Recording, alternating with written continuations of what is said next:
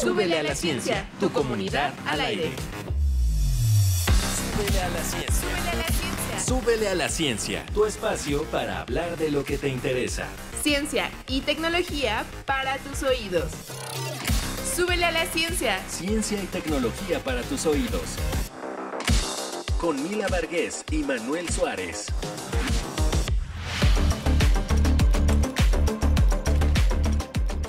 Muy bien, bueno, pues estamos en un nuevo episodio, un nuevo programa de Súbele a la Ciencia. Estamos transmitiendo desde Prepa 6 y estamos en un lugar diferente. Normalmente estamos en auditorios, ahora estamos en un lugar más pequeño, pero aún así, chequen, para todas las personas que nos escuchan en radio, aunque somos poquitos, estamos bien peinados, ¿no? Entonces, a ver, nada más, queremos, antes de empezar, que haya un grito de la Prepa 6, ¿vale?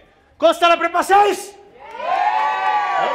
O sea, suenan como 7 veces más de los que son y eso está increíble, ¿no? Aparte está como más íntimo, más, ¿cómo se llama?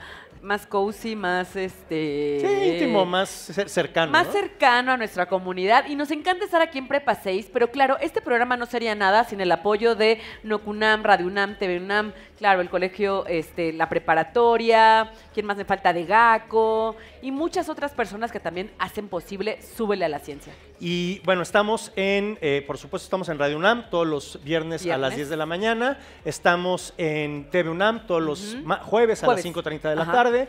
Estamos por YouTube y también estamos en Insta como @Súbele a la Ciencia, en YouTube como @Súbele a la Ciencia y en Facebook como @Súbele a la Ciencia. Entonces, para que nos sigan, yo además estoy como @Manuel.SuárezL. Y yo soy como @Mila Vargués. Entonces, síganos en redes, tenemos mucha información también ahí, hacemos infografías, reels. ¿Por qué no vemos qué tenemos para el programa de hoy? Veamos, comencemos.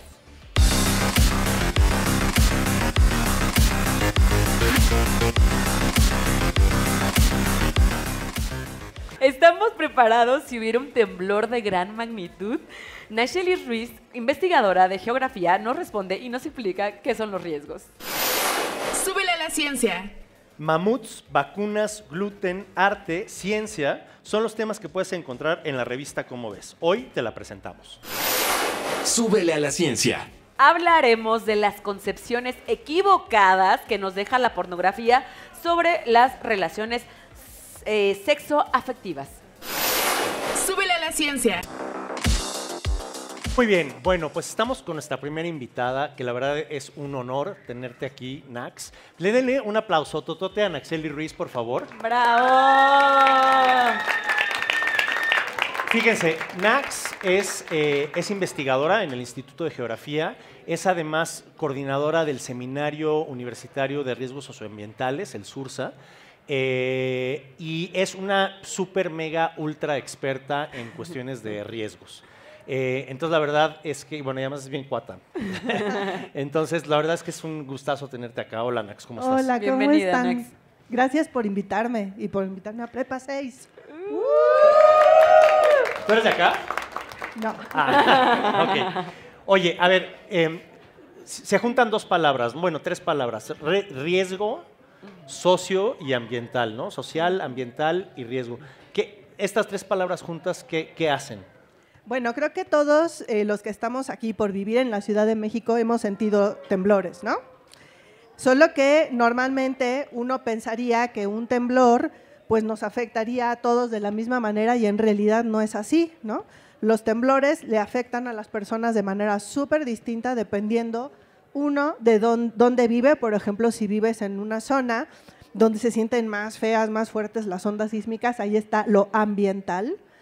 Pero también depende mucho de cómo sea tu casa, de si tú estás preparado o no, de si contrataste un seguro, o sea, depende de muchas cosas y ahí está lo socio, ¿no? Entonces, el riesgo es, en pocas palabras, algo negativo que te puede pasar, que no estás seguro si te puede pasar, pero que por la forma en la que vives, construyes, por dónde te ubicas, puede ser que te pase y hay que estar preparados para eso. Es decir, el riesgo no es el temblor, el riesgo no es la inundación, el riesgo no es el deslizamiento. No, para nada.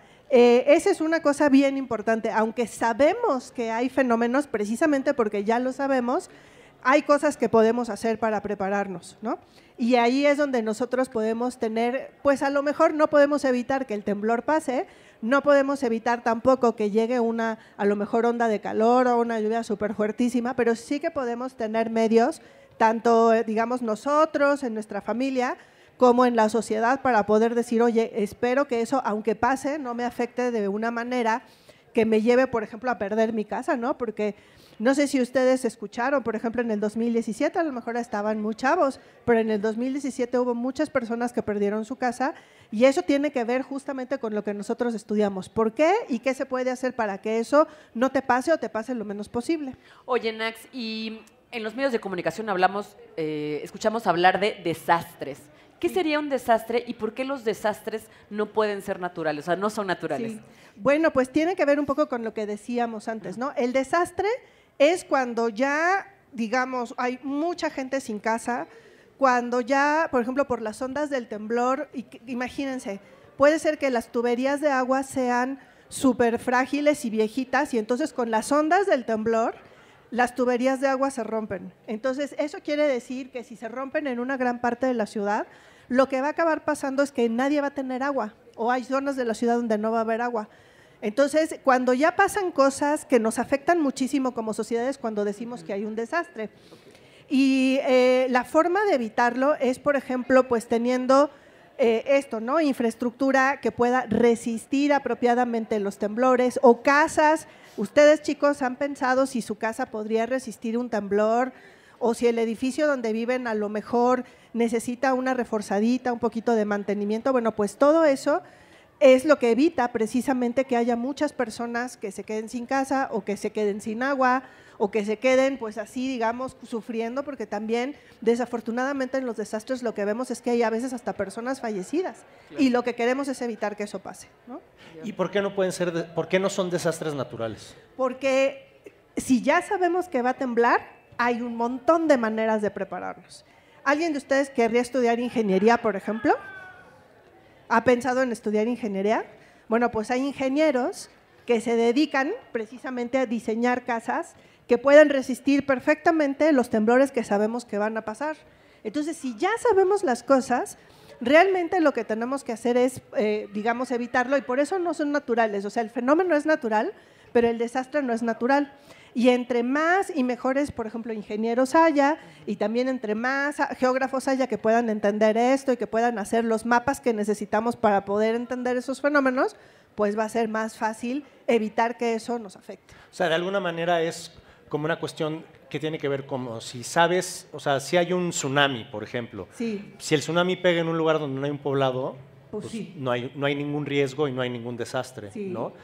Pero si hay una zona donde sabes que va a haber tsunami, si pones ahí vivienda, pues eventualmente va a pasar algo. ¿Ustedes ¿no? saben qué es un tsunami? ¿Saben? ¿Han a escuchado? Ver, levanten sus manitas y ¿saben? ¿Quién Acá, sabe qué es de un este tsunami? lado, aquí abajo. A ver. Es cuando llegan olas muy grandes a la costa y generan muchos... Y eso normalmente lo más frecuente es que sea precisamente por un sismo grandote. Entonces el sismo es como si movieran, hagan de cuenta, como si botaran la cubeta de agua. Pues ¿qué va a pasar en la cubeta de agua? Se va a botar, ¿no? Se va a salir y va a botar y la vamos a ver volando por todos lados. Si pasa un sismo, el tsunami es toda esa agua que va a ir botando y que conforme se acerca a la costa, pues va a entrar incluso, imagínense, por un río y vamos a ver el agua entrando a toda velocidad por el río. Si nosotros, sabiendo que está eso, ponemos casas allí, pues obviamente las casas van a tener problemas. O también, si por ejemplo no sabemos que va a pasar el tsunami y no le podemos avisar a tiempo a la persona, oye, evacúa, vete rápido para un lugar más alto, pues eso a lo mejor destruye la casa, pero va a salvarle la vida a la persona y eso va a evitar el desastre, ¿no? Oye, Nax, y este programa no solo se transmite aquí en México, sino también en América Latina. ¿Nos puedes decir a qué otros riesgos estamos expuestos como en esta zona? Bueno, en toda América Latina tenemos riesgo sísmico. ¿Por qué? Pues porque, por ejemplo, aquí en México tenemos las placas tectónicas famosas, ¿no? Las placas tectónicas que en nuestro caso están en la orillita del Océano Pacífico.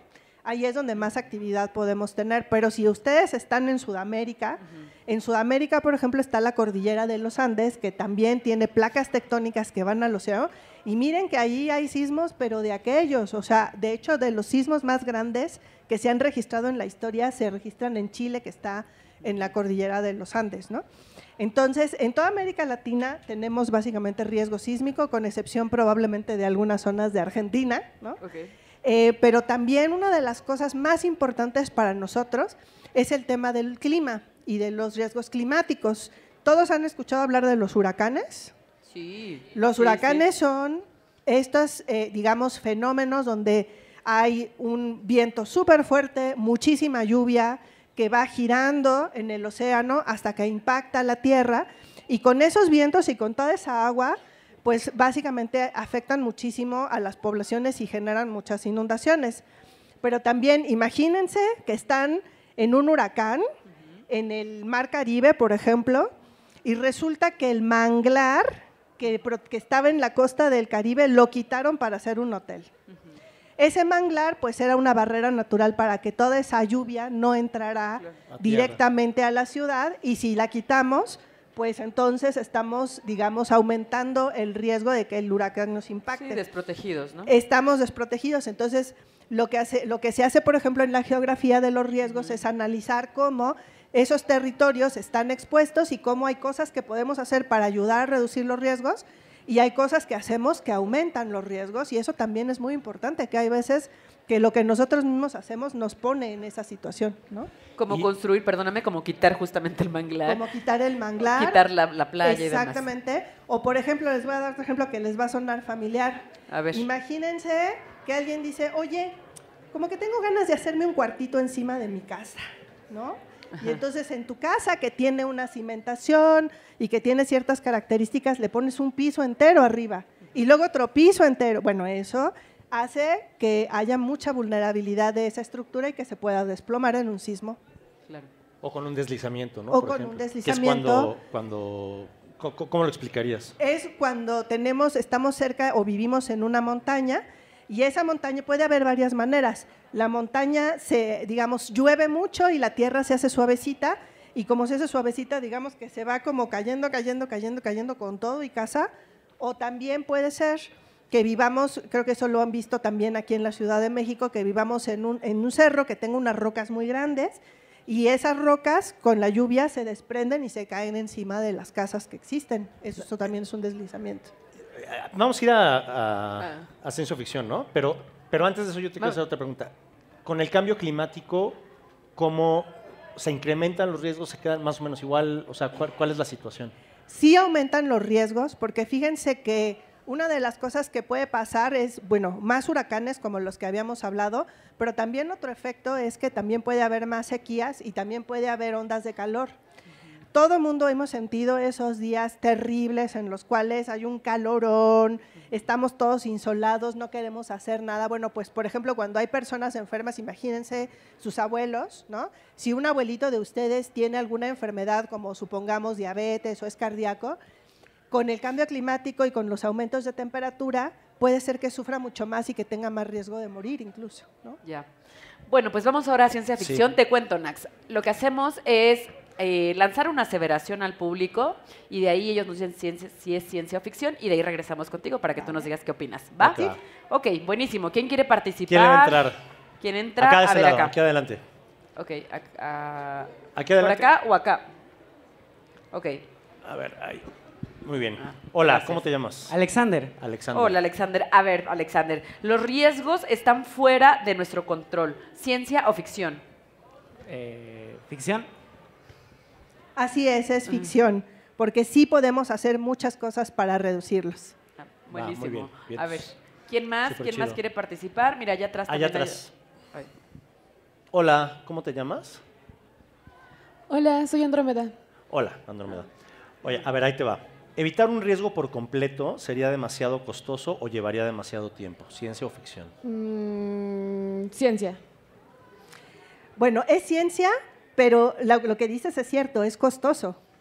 Reducir el riesgo necesita una inversión importante. Y aunque podemos hacer muchas cosas, el riesgo nunca es cero tampoco, ¿no? Y para eso, para el riesgo cero, tenemos varios mecanismos que nos pueden ayudar, digamos, a resistir lo que no podemos evitar y a conocerlo y vivirlo mejor.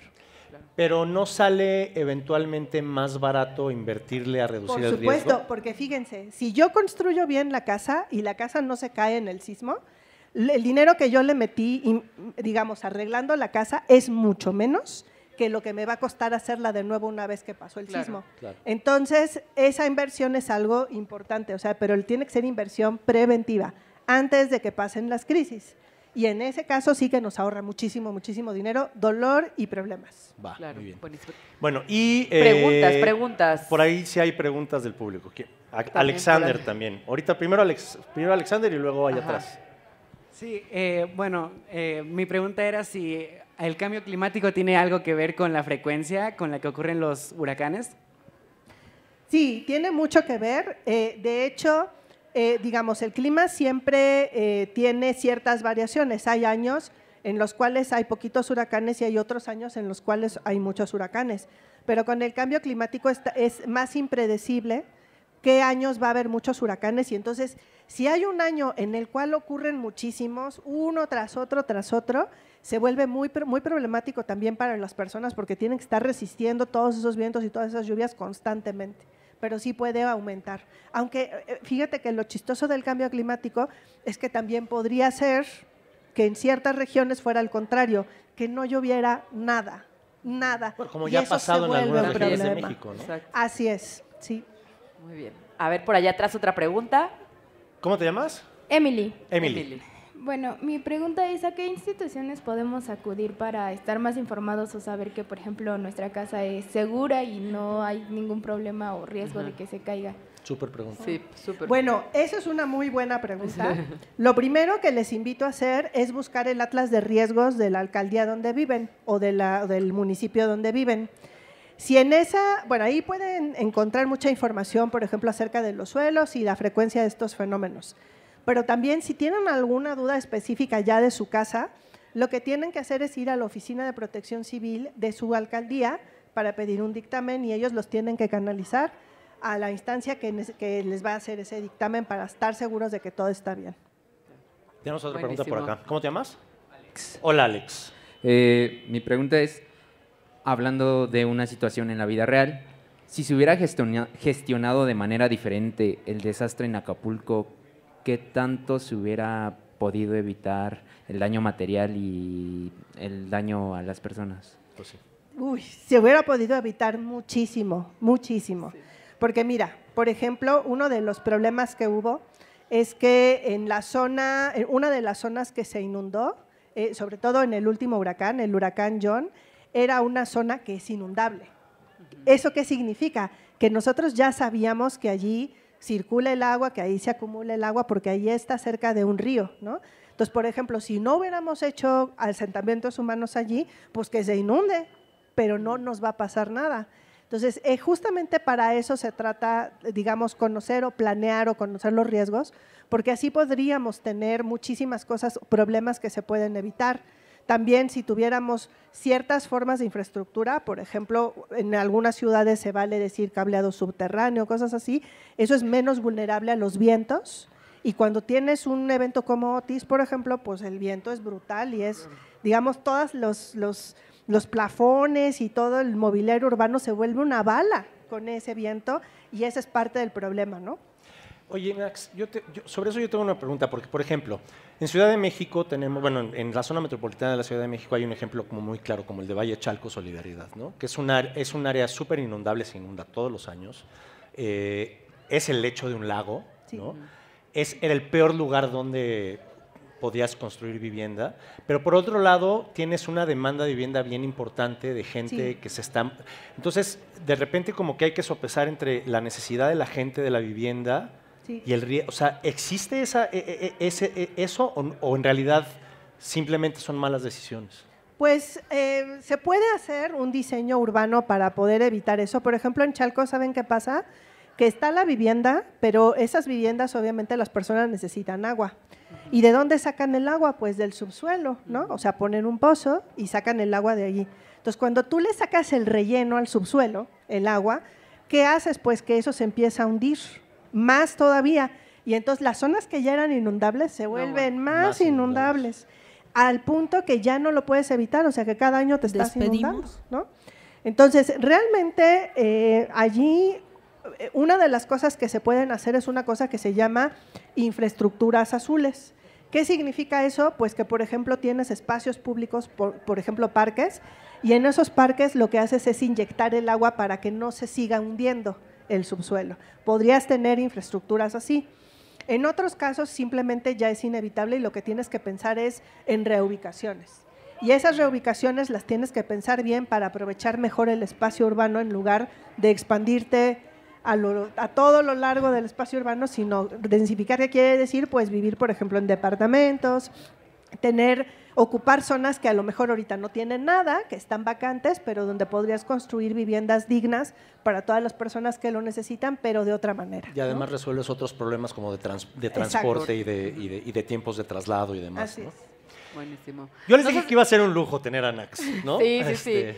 Pero creo que el tiempo ya se acabó. Ya se nos acabó, Lo sentimos, Nax, pero te invitamos a volver en a otra invitar. ocasión. Exacto. Muchísimas gracias. Le dan un aplausote a Nax, por favor.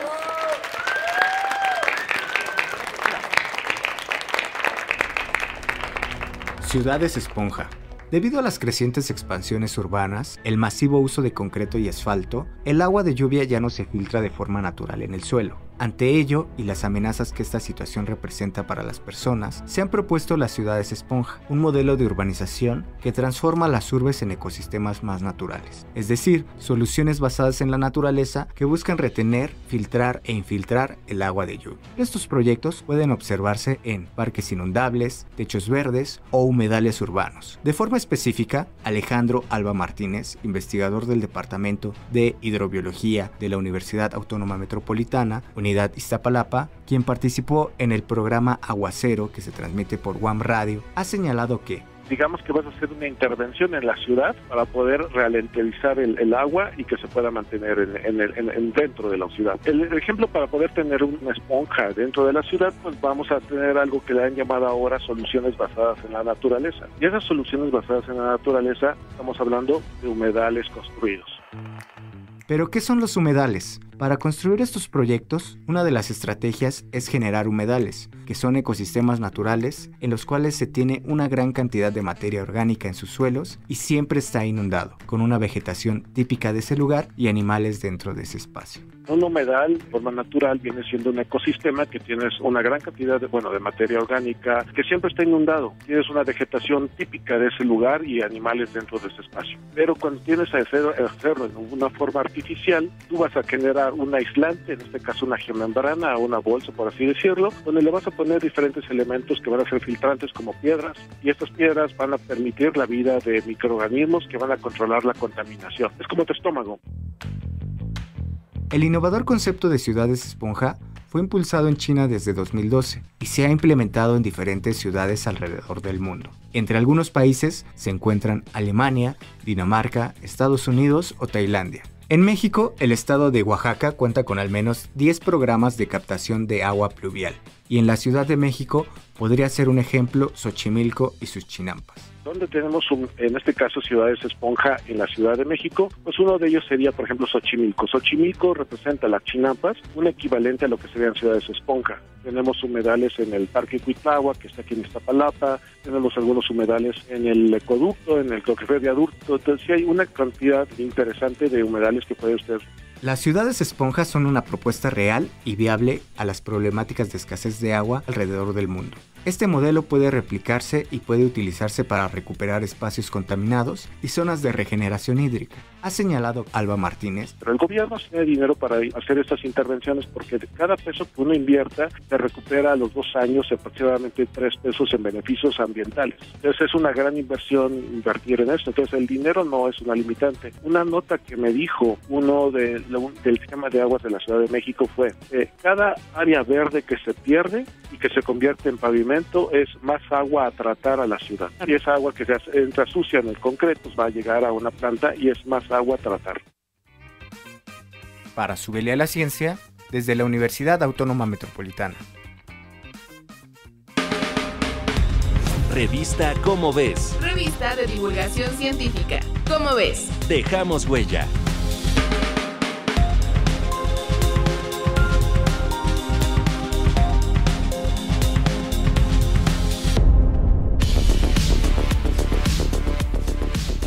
Muy bien, pues viene una de mis secciones favoritas y déjenme presentar a Maya Miret, porque ella no solo es la editora de Cómo Ves, sino es una persona súper chida y aparte hace experimentos con sus textos y siempre se la pasa súper divertida y bueno, me da mucho gusto recibirte aquí, Maya. Un aplausote para Hola, Maya, por ¿cómo favor. están? Gracias. Estábamos comparando tamaños de tenis hace rato. Ay, pero aparte muy mira humillante. los de ella, me encantan. Bueno, sus agujetas o sea, las están mucho más chidas agujetas que las súper mías. chidísimas. Fue muy triste. Sí. Ajá, sí. Oye, Maya, a ver, cuéntanos de la revista Cómo Ves. Para aquellos que nos están escuchando, que nos están viendo y que aún no saben qué es la revista, coméntanos por favor acerca de qué es. Bueno, es una revista de divulgación de la ciencia para chicos de bachillerato, o sea, para ustedes Eso para en ustedes. concreto. Tiene 26 años, o sea que tenemos un montón de experiencia y tenemos la suerte de tener amigos y autoridades que nos apoyan. Y la verdad es que nos divertimos mucho, como dice Milagros, tratamos siempre de tener temas de coyuntura, temas que les interesan a ustedes, temas como de ciencia básica y siempre es un desafío, cada mes es una cosa distinta y tratamos de que siempre sea divertida y siempre tenga cosas distintas de historia, de filosofía, de ciencia, como... Pero además tienen, o sea, la verdad es que aunque es un reto, siempre tienen mucho material de dónde escoger, ¿no? O sea, les llegan muchas solicitudes de personas que quieren escribir en la revista, ¿cierto? Sí, por suerte mucha gente quiere escribir en la revista, así que tenemos que escoger entre cientos de textos, lo cual es un desafío. Pero es una buena señal, quiere decir que a la gente le interesa escribir para nosotros y también tenemos muchos amigos y colaboradores a los que les pedimos secciones y textos concretos, ¿no? Por ejemplo, creo que vamos a tener una nueva autora, ahorita que me baje le pido un texto, así que sí, los vamos cachando. Pero sí, la idea es que haya pues, mucha diversidad, que cualquier lector de su edad, e incluso más grandes o más pequeños, encuentre algo que le interese.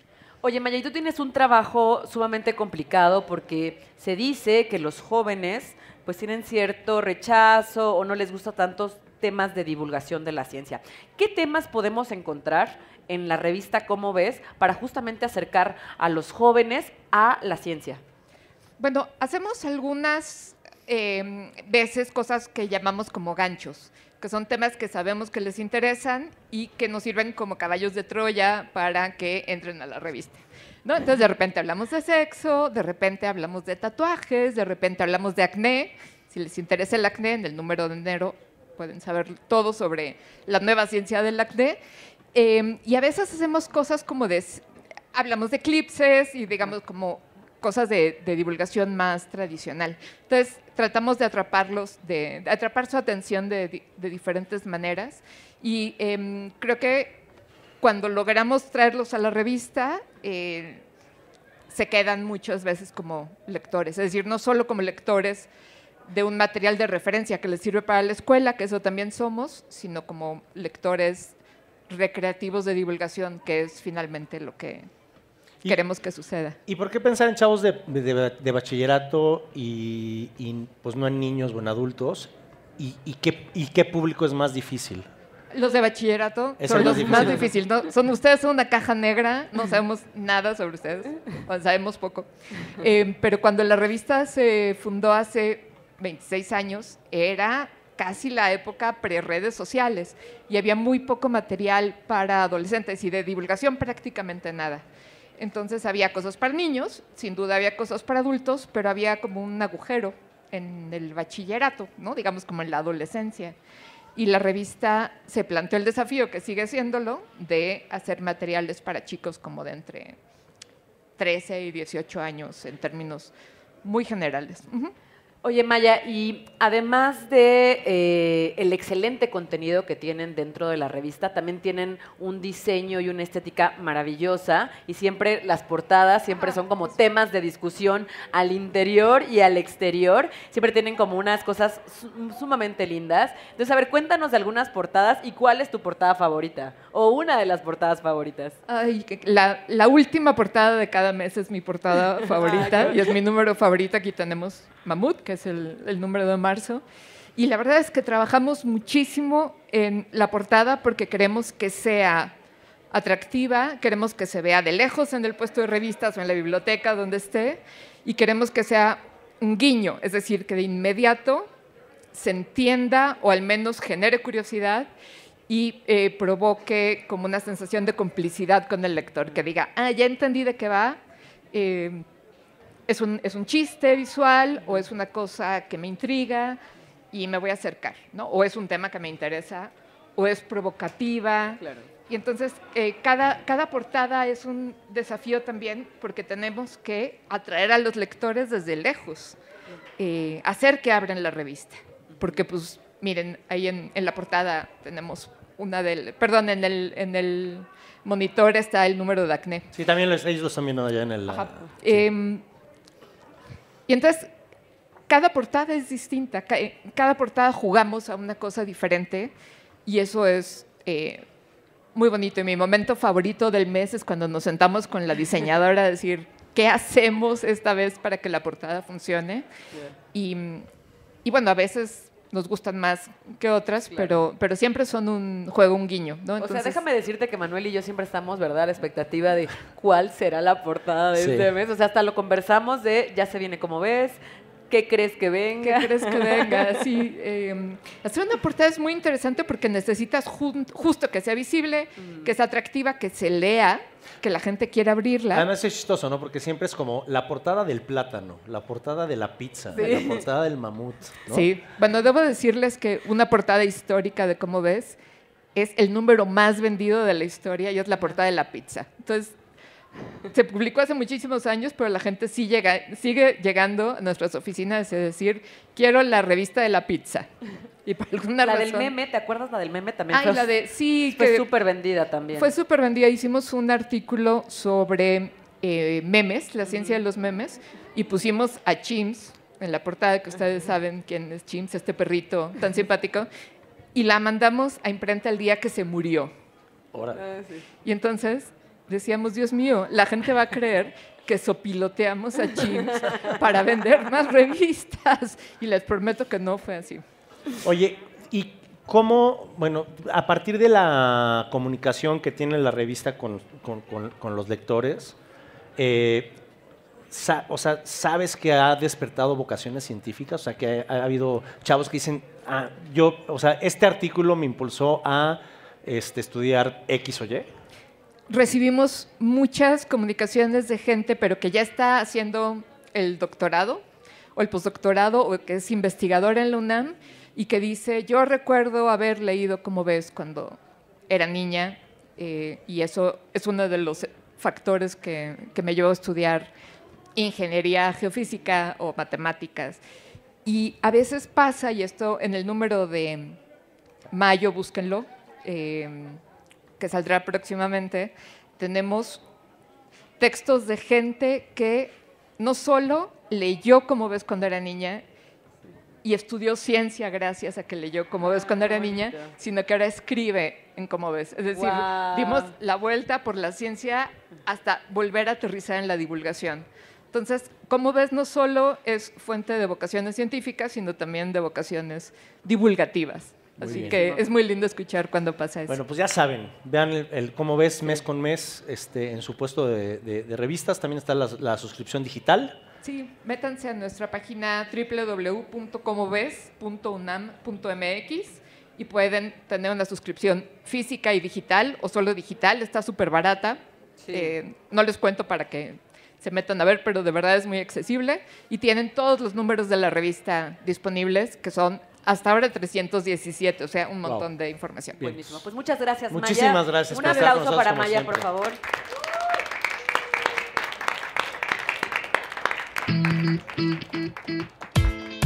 ¿Dudas? ¿Preguntas? ¿No sabes cómo? Te escuchamos. ¡Te escuchamos! ¡Asexórate! ¡Asexórate!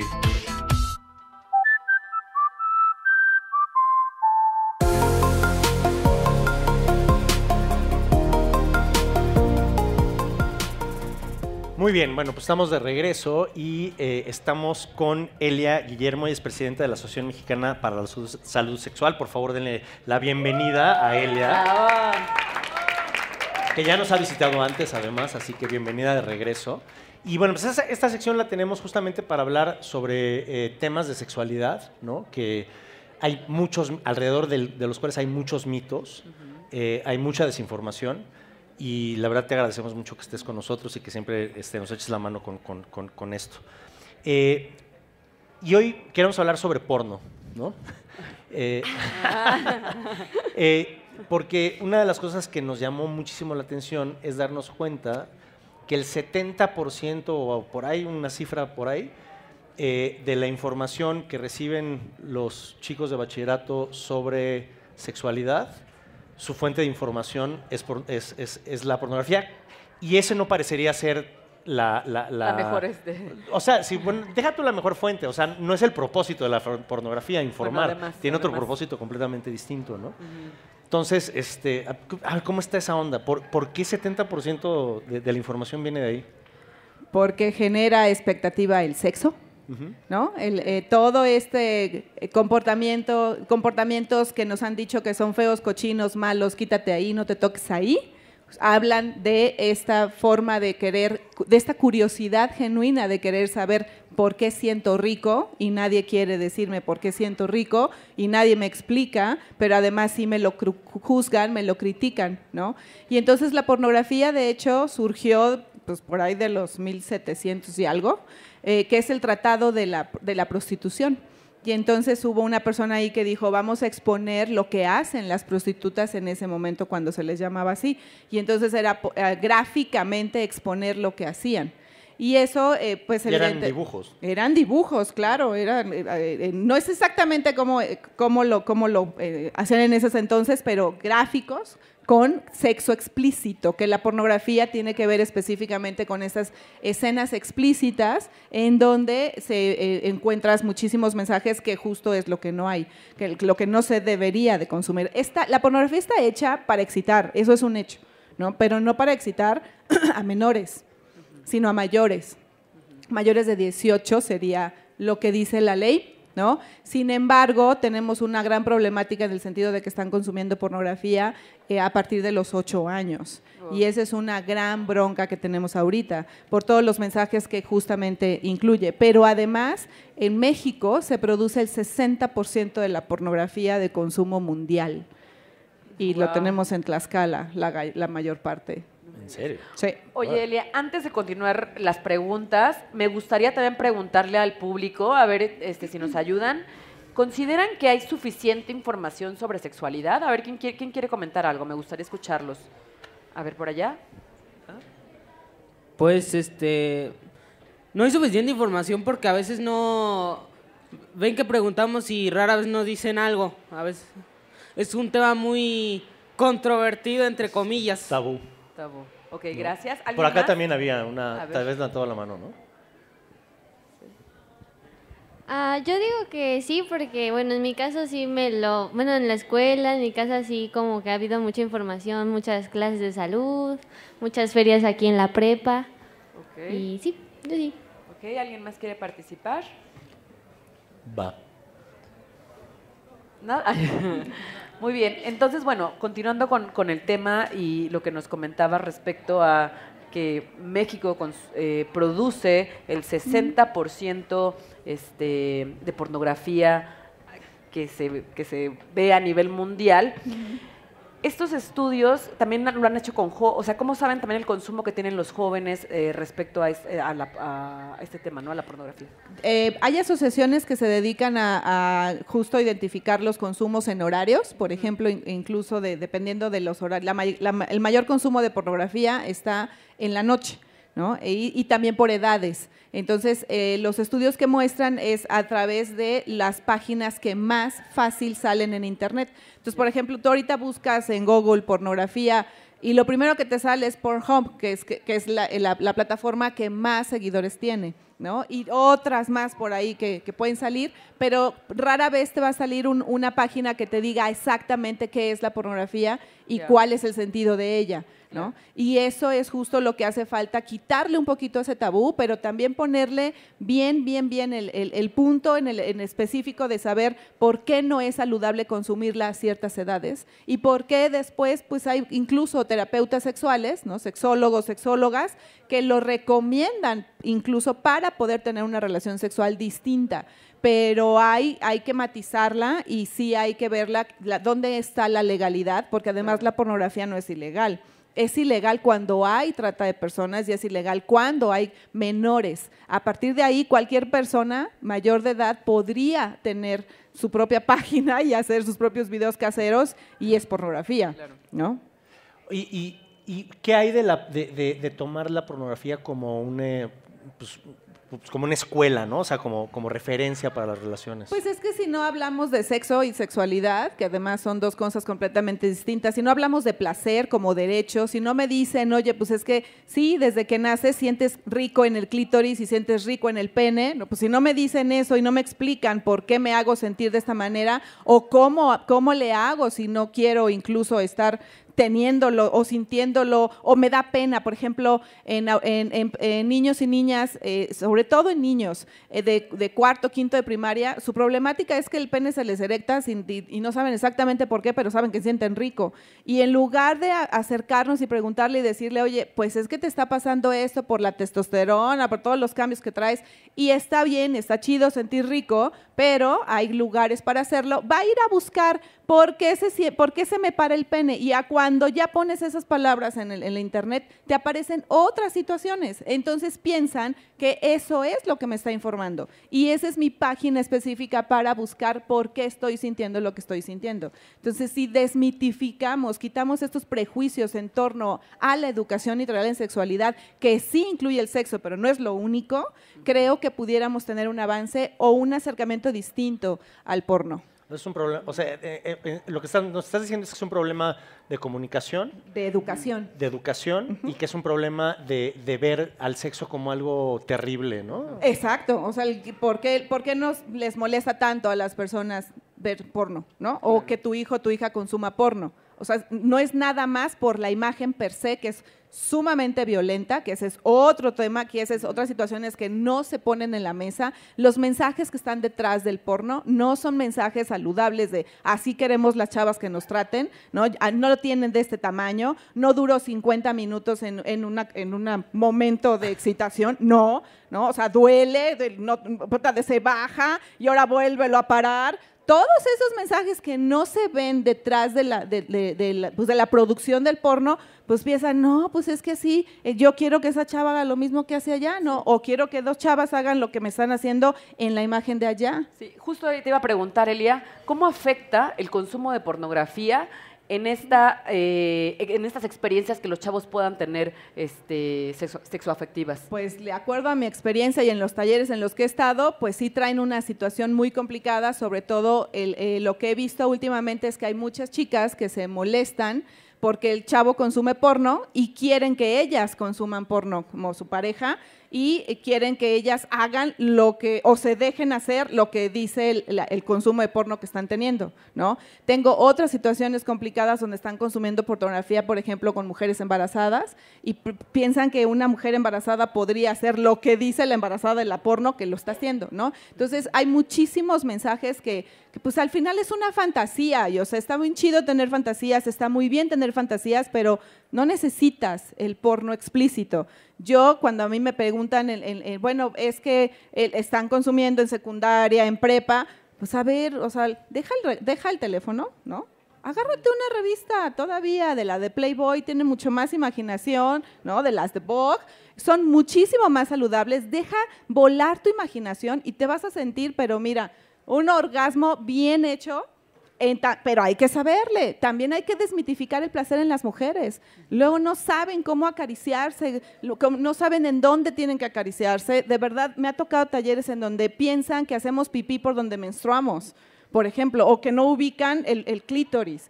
Todas esas situaciones de prejuicio son los que hacen que el porno siga teniendo el lugar que tiene de educación, aparentemente, y de consumo como tal. ¿Qué porcentaje? Alguna vez yo vi una cifra de que el 70% del internet era pornografía, aprox. Pues es que es chistoso porque si tú pones, por ejemplo, Peppa Pig, tal cual, Peppa Pig, o sea, o pones, a mi papá en una ocasión, por ejemplo, tenía hace años su correo todavía de Hotmail, ¿no? Y no logró poner el mail completo y puso Hotmail. Y ahí te encargo todo lo que sale, ¿no? Peppa Pig sale, o sea, sí va a salir la imagen de Peppa Pig, pero le vas un poquito más abajo y pues salen otras situaciones, porque además, qué casualidad que todos los genitales tienen apodos, ¿no? Pero a ver, un apodo de codo, un apodo de pierna, pues no hay. ¿Por qué? Porque nos da pena hablar de penes y vulvas, ¿no? Oye, Elia, ¿y qué recomendaciones les das a los jóvenes, ¿no? Para volver a tomar el camino, para que ellos busquen otras fuentes de placer o que puedan conocer sobre sexualidad y sobre sexo que platicabas hace rato? Pues primero dejen de consumirlo, la realidad es que sí. O sea, menores de 18 no es saludable que consuman porno porque genera adicción, genera una mala imagen y entre más porno consumas, menos va disminuyendo tu capacidad de excitarte y de excitar a tu pareja de una manera diferente sin la pantalla ahí. Entonces, eso, pues si quieres tener una vida sexual saludable, no consumas porno. Acércate a tus genitales, abran sus piernitas las chavas, vean, pónganse un espejito con las manos limpias en un lugar privado y explórense, sientan. Todo tu cuerpo siente rico y tus genitales más. Y los chicos explórense también, no nada más el pene, también testículos, ¿no? También nalgas. Hay que hablar del cuerpo y hay que quitarle ese velo de que no puedo tener placer. No, por supuesto que tenemos que poder placer, pero no desde el acercamiento a la pornografía. No queremos que nos traten así. No somos ese tipo de personas y los chicos también tienen una gran carga de pensar que tienen que ejercitarse de esa manera o tienen que tener ese tamaño de pene para que puedan ser placenteros a sus parejas y eso no es una fuente de educación. Muy bien, vamos a ciencia ficción, ¿no? Ficción, ¿Te sí. parece si vamos a un ciencia ficción? Va, ¿quién le va a entrar a la ciencia ficción? ¿Quién quiere entrar? Ciencia ficción. Va, Alexander y yo. Bueno, primero tú porque Alexander ya fue, va. Acá de sudadera negra. Sí, muy bien. ¿Cómo te llamas? Oscar. Hola, Oscar, ¿cómo estás? A ver, ahí te va. Los encuentros sexuales siempre tienen que ser espectaculares. ¿Ciencia o ficción? ¿Ficción? Ficción. Sí, pues, o sea, sí y no. Como diría el meme del gatito, o sea, sí, pero no. Sí podrían ser espectaculares, pero la realidad es que no lo son. Y el mito del amor romántico y la primera vez es una mega carga que nos han hecho socialmente porque duele la primera vez, sobre todo estás súper nerviosa, no lubricas, ¿no? Y después, si ya te da pena y no pudiste llegar al orgasmo con tu pareja o tu pareja no logró tener un orgasmo, ya te sientes responsable. Es que ya no soy yo, ya tengo que ser responsable del placer de la otra persona. Y no, el placer es de quien lo trabaja. Entonces, sí, por un lado deberían de ser espectaculares, pero hay que trabajarlas para ello. Buenísimo, muy bien. A ver, ¿quién se anima? Acá Alexander. Sí. Bueno, tú. No, ¿tú cómo te llamas? Eric. Hola, Eric. Hola, Eric. ¿El sexo es fácil y rápido, ciencia o ficción? Diría que ficción porque es algo que se tiene que trabajar. Depende. El sexo como tal puede ser fácil y rápido, por supuesto, pero no significa que sea placentero, ¿no? Y la relación sexual es otra situación. Es que ahí también viene un juego, ¿no? Si voy a tener un sexo rápido, pues a lo mejor una o ambas partes pudieran llegar al orgasmo sin problema. Y fue rápido y fácil, ¿no? Pero cuando ya deseas tener una relación un poco más espaciosa, con que tengas un poco más de tiempo, puedes tener una relación ya no tan rápida y placentera. Va, muy bien. ¿Y te parece si vamos a preguntas? Preguntas, sí, a ver, del público, queremos escucharlos. ¿Quién por ahí? ¿Quién dice yo? ¿Quién dice Aprovechen yo? porque no siempre tienen a alguien. Sí, no siempre la tenemos con nosotros. A ver. Bueno, otra duda. Es que con respecto a lo que estaba comentando, tenía la duda de si el sexo es ético debido a los estereotipos que promueve, como ya mencionó, tanto como hombres para mujeres sobre el placer y pues el sexo en sí. Ético no es, ni moral tampoco, ¿no? Se hace, pues sí, y lamentablemente pues estamos teniendo, o algunas poblaciones, no todas, sí están teniendo esos estereotipos de género que justamente promueve la pornografía. Ok, a ver, ¿quién más? Otra pregunta por ahí. ¿Alguien más ¿Quién por se ahí? anima? ¿Dónde pueden buscar información? En mi página, ¿no? Estoy como saludyeduca.com en todas las redes. Tenemos la Asociación Mexicana para la Salud Sexual también. Tenemos en todas las redes es AMSAC, AMSSAC. Y hay libros muy buenos. El Armario Abierto, por ejemplo, tiene libros de sexualidad muy buenos también para esto. O sea, sí hay algunas. Lo importante es que cuando veas una página o busques tanto en Instagram o en TikTok, verifica primero quién es la persona que está dando la información y de quién es la empresa que se avala. Y sobre eso ya te podrás dar alguna idea si realmente es información real o es alguien que pues se sube ahora sí, a tener publicidad, ¿no? Que sea muy mediático y pues nada más por poner sexo, pues ya, con eso lo hace. Buenísimo, pues te agradecemos mucho, Elia. Denle un fuerte aplauso, por favor, a nuestra invitada y esperamos tenerte pronto por acá. Un placer, gracias. Vientos, gracias, Elia. Gracias. Ping Pong Ciencia. Ping Pong Ciencia.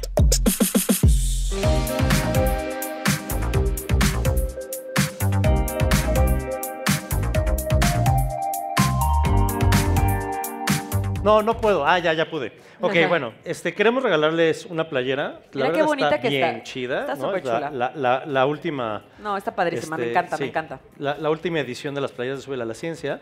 Pero para eso vamos a echar un ping pong ciencia que es. Les aventamos la pelota. No vayan a dejar de poner las manos porque si no les pega en la cabeza. O en la cara. O en la cara, exacto. Y entonces pueden hacer dos cosas. O cacharla o pasarla. Si la cachan, entonces le pueden hacer una pregunta a cualquiera de nuestras invitadas o hacernos un comentario, incluso se le pueden declarar a su crush, ¿no? Y si no quieren, entonces pues la pasan y ya, la persona que se quiera ganar la playera, pues hace la pregunta, ¿va? ¿Por dónde quieren que la aviente? A ver. Ping pong ciencia. Mira. Vientos. Bien. El micro por Así allá. que vayan pensando las preguntas, ¿eh?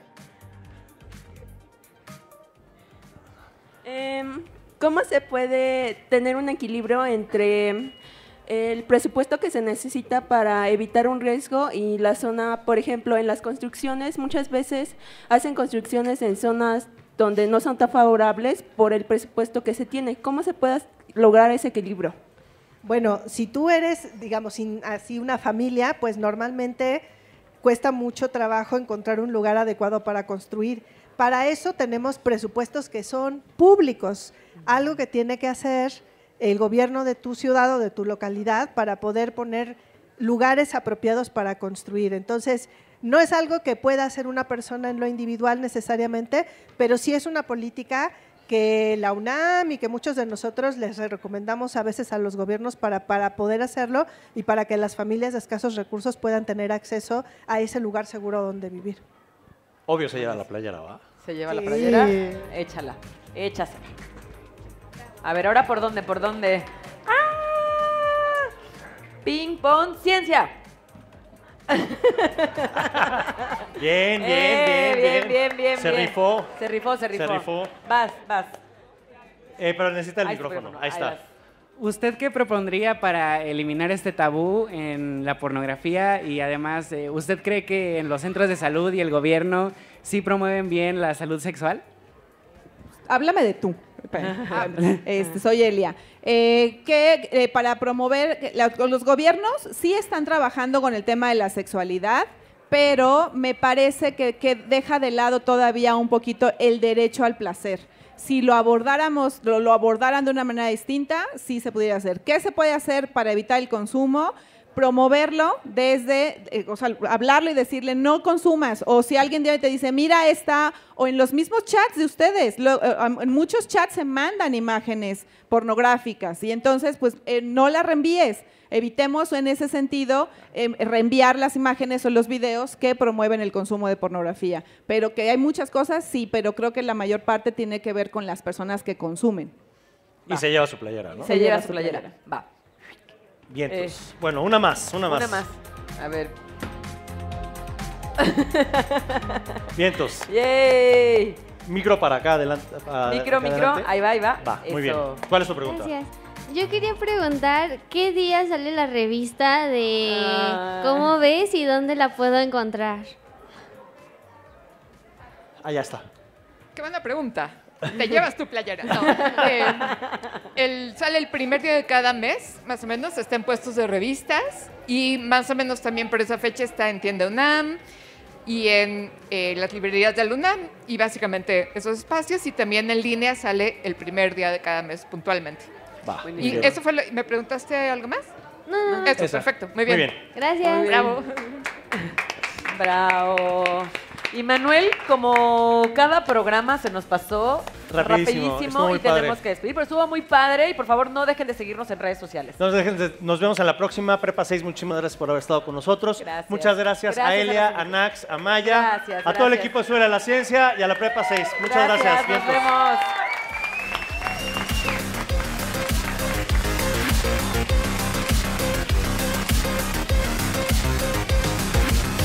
¿Viste la serie que te mencioné? ¿Cuál? Oye, ¿sí viste el reel que te mandé? Vamos a Cacha. O por algo de un café. Oye, pero ya hay que apurarnos porque creo que ya va a empezar la clase. Ay, se me aplastó mi sangre. Súbele a la ciencia, tu espacio para hablar de lo que te interesa. Gracias por subirle a la ciencia. Los esperamos la próxima semana. Súbele a la ciencia, tu comunidad al aire.